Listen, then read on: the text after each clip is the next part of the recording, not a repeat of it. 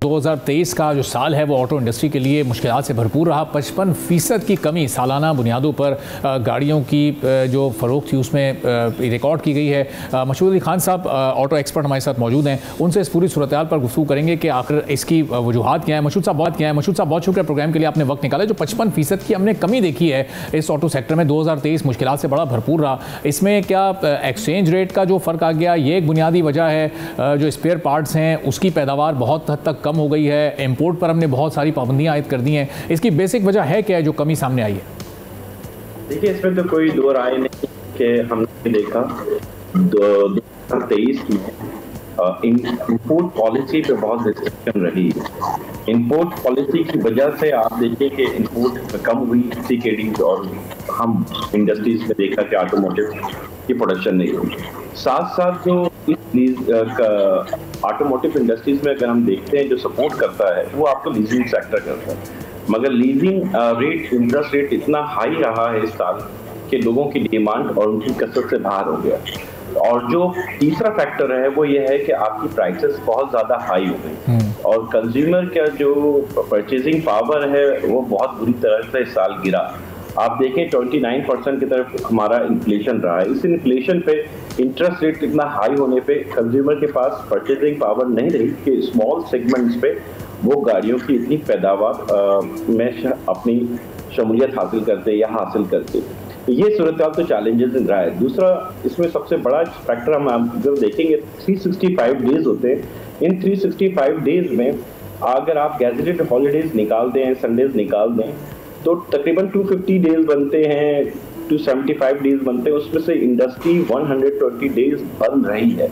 ये पाकिस्तान की तारीख में ये पहली दफ़ा ऐसा हुआ है कि ऑटोमोटिव इंडस्ट्रीज 120-125 दिन बंद रही है पूरे साल। तो आप समझे हाफ ईयर में ये परफॉर्म क्या दिखाएगा। इसलिए जो आप 55% कह रहे हैं, अगर आप कार इंडस्ट्रीज में चले जाएंगे तो शायद वो आपको 30% का वॉल्यूम दिखाएगा। अच्छा। तो ये अचीवेबल नहीं है और ये बहुत बड़ा मुश्किलात रही। इसमें स्मॉल इंटरप्राइजेस जो हैं कई बंद हो गए, कई शटडाउन पे चले गए और वो अपनी सर्वाइवल की जंग लड़ते रहे। अब आने वाला साल आपने ये देखना है कि 2024 में क्या ये इंडस्ट्री कमबैक करेगी।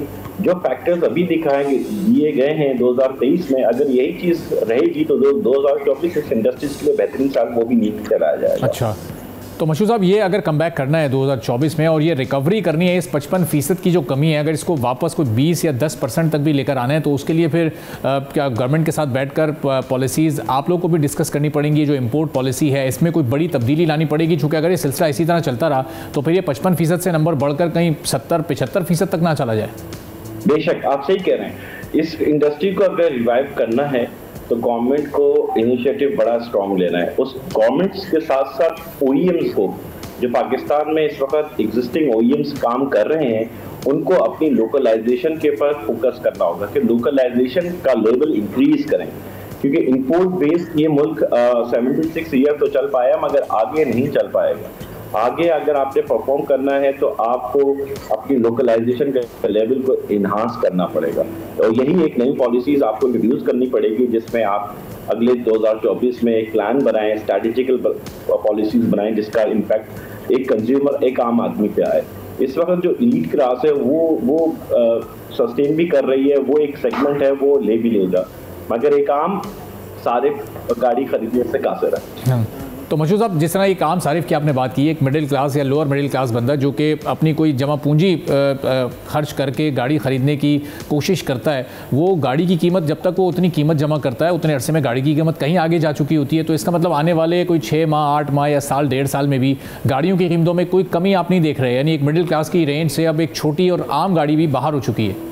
जी बेशक, इस पर कोई शक नहीं है। देखिए, एक सार्फिन के लिए, एक आम आदमी के लिए गाड़ी खरीदना इस मुल्क में बड़ा मुश्किल मरहला है। उसकी बुनियादी वजह यह है कि प्राइसेस बहुत ज़्यादा हैं। अब इस प्राइसेस को कम डाउन करने के लिए जो आपको रास्ता इख्तियार करना है वो ये रास्ता ये है कि आपको लोकलाइजेशन बढ़ानी होगी। गवर्नमेंट को ओईएम के साथ बैठना होगा। इस वक्त जो ओईएम्स पाकिस्तान में 4 से 5 मॉडल्स लॉन्च कर चुके हैं, उनमें से कोई एक मॉडल, 2 मॉडल को आपको फोकस करना होगा जिसकी लोकलाइजेशन इनहांस करें। इनहांस नहीं होगी, हम इंपोर्ट पे मजीद अगर फोकस करेंगे तो शायद ये इंडस्ट्री नहीं खड़ी हो पाएगी। तो मुझे साहब, ये पिछले 4 साल में बहुत तेजी के साथ गाड़ी की कीमतों में इजाफा हुआ है। 2019 तक तो हम एक स्टेबिलिटी देख रहे थे, ये उसके बाद अचानक से जो कीमतें डबल हुई, ज़ाहिर है उसमें टैक्सेस, ड्यूटीज़, इन सारी चीज़ों में भी बहुत ज़्यादा इजाफा हुआ है, एक्सचेंज रेट भी उसका एक फैक्टर है। लेकिन ये क्यों आप ये कीमतें एकदम अचानक से बढ़ी हैं कि जो गाड़ी अगर बिल फर्ज कोई 20 लाख रुपए की थी 2019 में, आज वो 50 लाख को क्रॉस कर चुकी है? देखिए, बुनियादी वजह आपने देखा होगा कि आपके पास रिजर्व नहीं था, फॉरेन रिजर्व नहीं था। दूसरा, आपका डॉलर 110-115 रुपए पे था, आज 285-286 पे चला गया। तो ये जो इतना इम्पैक्ट आया है वो आपके प्राइसेस पे भी आया। पाकिस्तान में जो हमारी गाड़ी की रॉ मटेरियल्स हैं वो भी इंपोर्ट हो रहे हैं, जो कंपोनेंट्स हैं वो भी जो सीकेडी जैसे कहते हैं हमने वो भी इंपोर्ट की हुई है। तो ये फैक्टर आपका इफेक्ट करता है प्राइसेस पर, और इसने इफेक्ट किया प्राइसेस पर। इसलिए प्राइसेस आपकी दुगना नहीं हुई बल्कि कई गुना ज्यादा बढ़ गए थे। सही, और हम कह रहे हैं कि इसकी प्राइसेस को कम डाउन करने के लिए आपको लोकलाइजेशन और प्लस अपने कोर रॉ मटेरियल्स को लोकलाइज करना पड़ेगा। सब्सक्राइब करें और बेल दबाएं ताकि कोई खबर रह न जाए।